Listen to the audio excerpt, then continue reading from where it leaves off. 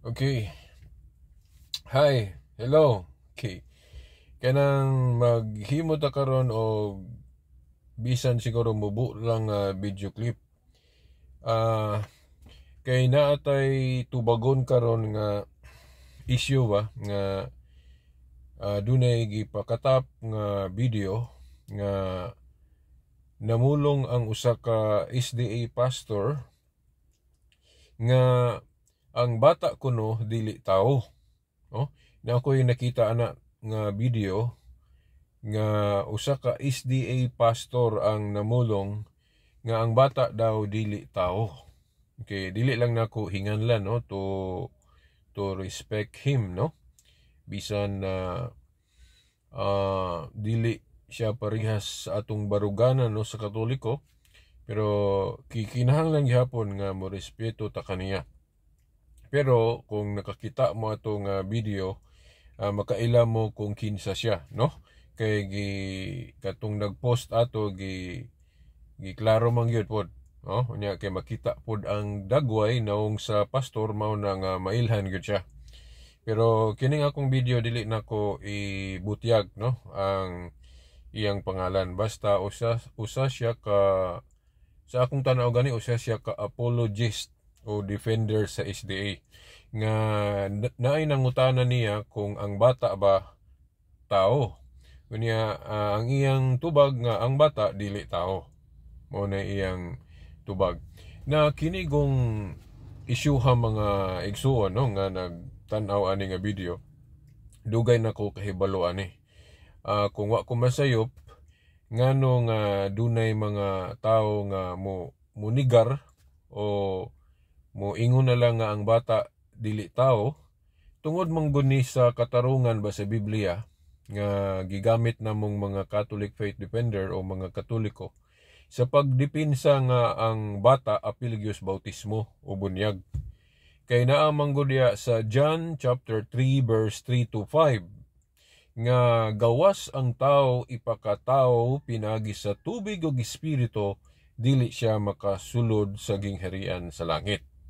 Buot ipasabot gud anang pagpakatao sa tubig mao man ang bautismo. Subot ipasabot gawas ang tao mabunyagan dili siya makasulod sa gingharian sa langit. O gawas ang tao mabautismohan dili siya makasulod sa gingharian sa langit. Mo maybut pasabot anang John 3 verse 3 to 5.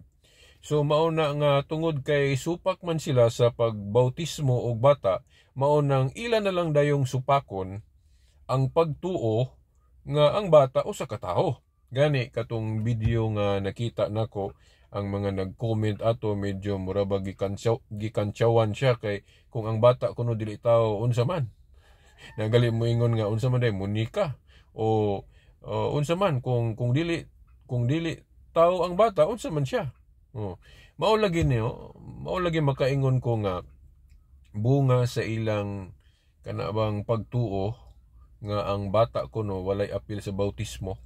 Natay si pare topic ani kay naapay laing bersikulo pod sa Biblia nga ilang gamiton sa pagpatuo kunuhay nga ang bata walay apil sa bunyag, no? Pero dili man namoy atong topic gyud, no? Diri lang ta sa issue kung tinuod ba ng pagtuo nga ang bata dili tao. Pero nihatag lang ko og background og asa gikan na og unsay rason nga nung dunay mga tao nga muingon na lang ana nga ang bata dili tao. Mao lagi makaingon ta nga kung dili tao ang bata unsa man di ay. Di ba? So ako mong tagaag background kung wa pa mo kahibalo nga naka-engkwentro na ko ani kinibang inani nga klase nga panghuna-huna.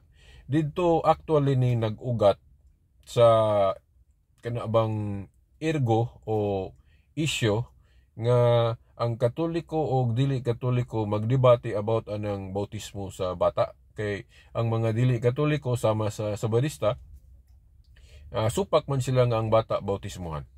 Unya lagi naaman may gigamit nga bersikulos Katoliko usa sa among gigamit gawas atong buhat 2:38 ug 39 nga ang saad sa bautismo sa mga dagko ug sa mga bata kawas ato na pamigigamit kanang John 3 verse 3 to 5 nga gawas ang tao ipakatao pinagi sa tubig o sa espiritu o sa espiritu dili siya makasulod king harian sa langit nya kanang pagpakatao sa tubig bautismo man na.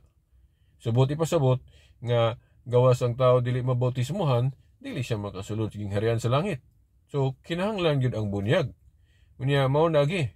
So mo nang moingon dayon mi mangutana dayon mi nga so kay apil man ang tao sa bautismo.